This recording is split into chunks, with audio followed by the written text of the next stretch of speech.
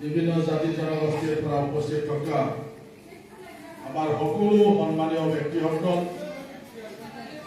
আমাৰ বয়োজ্যেষ্ঠসকল ইয়াত আছে, আমাৰ অতি শ্ৰদ্ধা। ইতিমধ্যে আপোনালোকে আমাৰ দলৰ স্থিতি সম্পৰ্কে আপোনালোকে সকলোৱে অৱগত হৈছে। কেইদিনমান আগত মোৰ মিছেছেও আহিছিলে, আপোনালোকক কিছুমানক লগ কৰি গ'ল। আজিও তেখেতে বিভিন্ন জাগাত মিটিং কৰি আছে।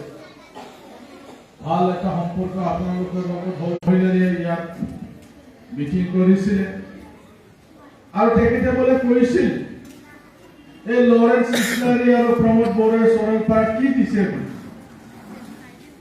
এই হলত বহি পেলাই যদি আমাক কেনেকুৱা কয়, চৰলপাৰাত কোনোবা ৰাইজে সেইটো কি বিশ্বাস কৰিব নেকি? 15 বছৰ বিপিএফৰ চৰকাৰ আছিলে, এনেকুৱা ঘৰ কিয় দিয়া নাই? দিব লাগিছিল না। যি ৰাস্তাৰে আহিছিল সেই ৰাস্তাৰ মেৰামতি কাম হৈ আছে, আপোনালোকে দেখিছে। এতিয়া 4 নম্বৰ 5 নম্বৰ আহি পায়। ইলেকশ্যনৰ ৰিজাল্টৰ আগত আপোনালোকৰ এই ৰাস্তাটো কমপ্লিট হৈ যাব।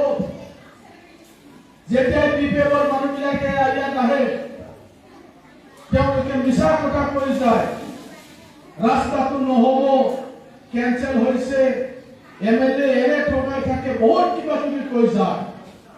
আমাৰ সহজ সৰল সাধাৰণ ৰাইজে কেতিয়াবা কেতিয়াবা বিশ্বাস কৰে। ৰাস্তাটো হৈছে, এতিয়ালৈকে কিয় কেম্প বনোৱা নাই? কেম্পটো বনাব লাগিছিলে, বালা পাথৰ পেলাব লাগিছিলে, এনেকুৱা আমাৰ মানুহবিলাকে মোক কৈ আছিল।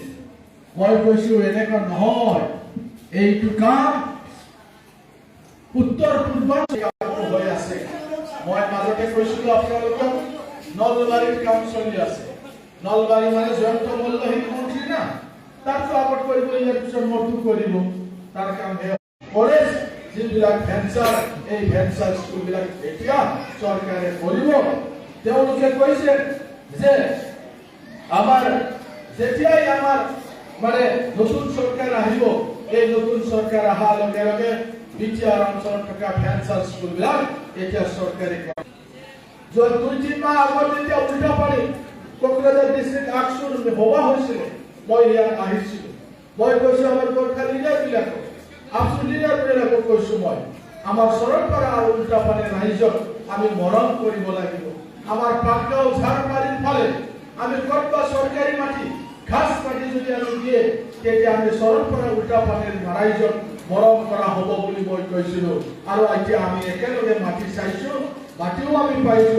এই নিৰ্বাচনৰ পিছত চাৰ্কেল অফিচত গৈ পেলাই এই 22 বিঘা মাটি আমি চৰকাৰক ফৰেষ্ট ডিপাৰ্টমেণ্টক আমি জমা দিয়াৰ লগে লগে আপোনালোকৰ কাৰ্য ইয়াত হৈ যাব। শ্ৰদ্ধাৰ ৰাইজ, বাপুজী আমি এমই স্কুলত